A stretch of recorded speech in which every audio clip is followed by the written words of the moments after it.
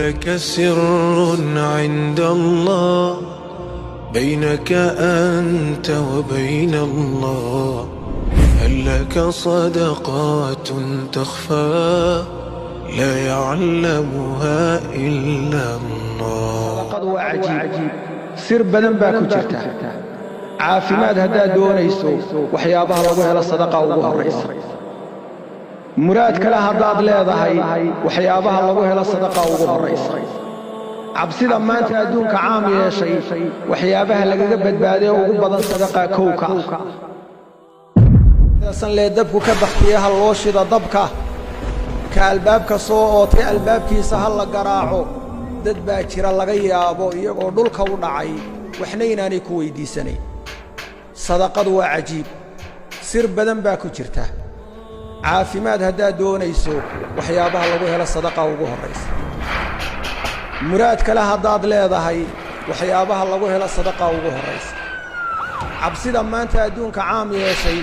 waxyaabaha lagaga badbaadiyo ugu badan sadaqa kowka ah nabigu waxa uu sallallahu alayhi wasallam inna sadaqata sirri tudfi'u ghadaba ar-rabbi tabaaraka wa ta'ala sadaqada hoos wax loo bixiyo iyadoo addoonkiyo ilaahay mooye cid kale aanay ogeyn sadaqada hoos wax loo bixinayo cadhada ilaahay ayay bakhtiisaa oo ay demisaa cudurrada iyo cabsidu cadho ilaahay bay ka dhalataa wax lagu bakhtiyana waxa ugu mudan in waxa weeyaan beerka gaajoonaya ee bani aadamka ee karaamada leh inaad waxa weeyaan qoyso oo calooshaas madhan aad buuxiso oo waxa ugu weynaa naxariisu ku soo degto ilaahay hadduu ugu naxariistay aadamihiisii ay loo naxariistay ay oo gabadhii zaaniyad ahayd ee ayga waraabisay ilaahay ugu dembi dhaafay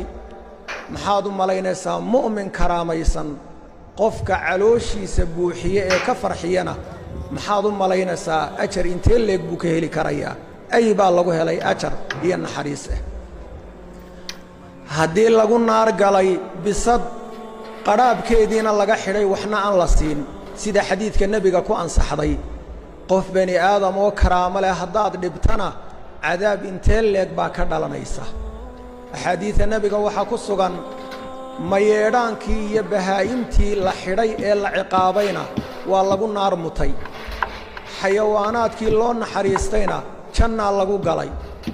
aadamaha ilaahay karaameeyeyna haddii loo naxariisto darajo weyn iyo janno ayaa lagu helayaa ifkana ilaahay kurbada iyo dhibaatooyinku ku faydayaa wamaa anfaqtum min shayin fahuwa yukhlifuh wahuwa khayru raasiqiin wixii aad bixisaan wixii aad bixisaan ilaahay beddelkeeda ayuu idin siinayaa subxaanahu wa tacaala rasuulku sal alla alay slam wuxuu tilmaamay qof kasta maalinta aakhiro ee dadku aad u jilicsan yahay qof waliba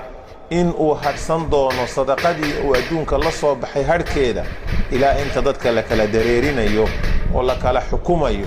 waxaa rasuulku tilmaamay sal allahu alayh wasalam sadaqadu ina sadaqa la tudficu can ahliha xara alqubuur sadaqadu waxay ka bakhtiisaa dadka qubuuraha ku jira kulka qabriga ku haysta ayaa ilaahay kaga qaboojiya وإنما يستظل المؤمن يوم القيامة في ظل صدقته قفك مؤمن كاهي آخره وحو هرسنا يا صدقتي سهرتي إلهي وحو سبحانه ويسألونك ماذا ينفقون وحيكو دينيان محي بحيان محانو بحنابك سؤاليان قول العفو وحاتر هذا وحي مال باهدين كديرات كأبحية هاي سنين لك سر عند الله بينك أنت وبين الله، هل لك صدقات تخفى لا يعلمها إلا الله. سر بدن باكو جرتا عافماد هدا دونيسو وحيابها لغو هلا صدقة ugu horeysa muraad kala hadaad leedahay waxyaabaha lagu helo sadaqa ugu horeysa cabsida maanta adduunka caam yeeshay waxyaabaha lagaga badbaadiyo ugu badan sadaqa kowka san leedabku ka baxtiyaha loo shida dabka ka albaabka soo ootay albaabkiisa hal la garaaco dad baa jira laga yaabo iyagoo dhulka u dhacay waxna inaanay ku weydiisanayn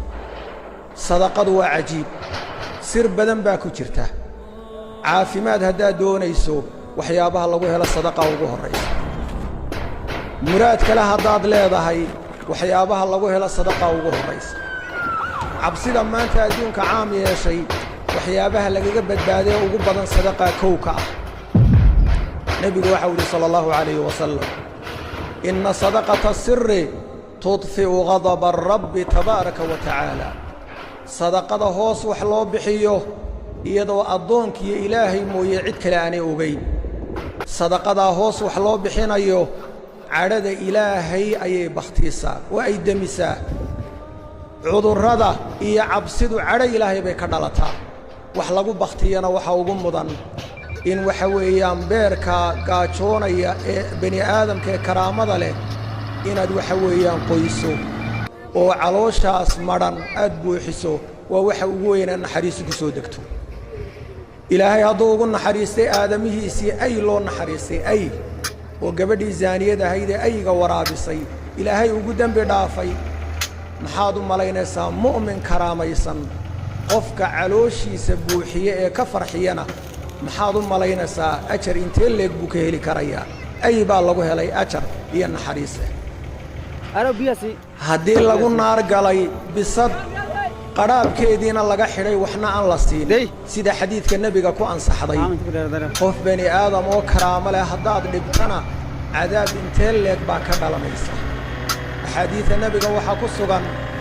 mayeedhaankii iyo bahaa'intii la xidhay ee la ciqaabayna waa lagu naar mutay xayawaanaadkii loo naxariistayna jannaa lagu galay aadamaha ilaahay karaameeyeyna haddii loo naxariisto darajo weyn iyo janno ayaa lagu helayaa ifkana ilaahay kurbada iyo dhibaatooyinkuu ku faydaya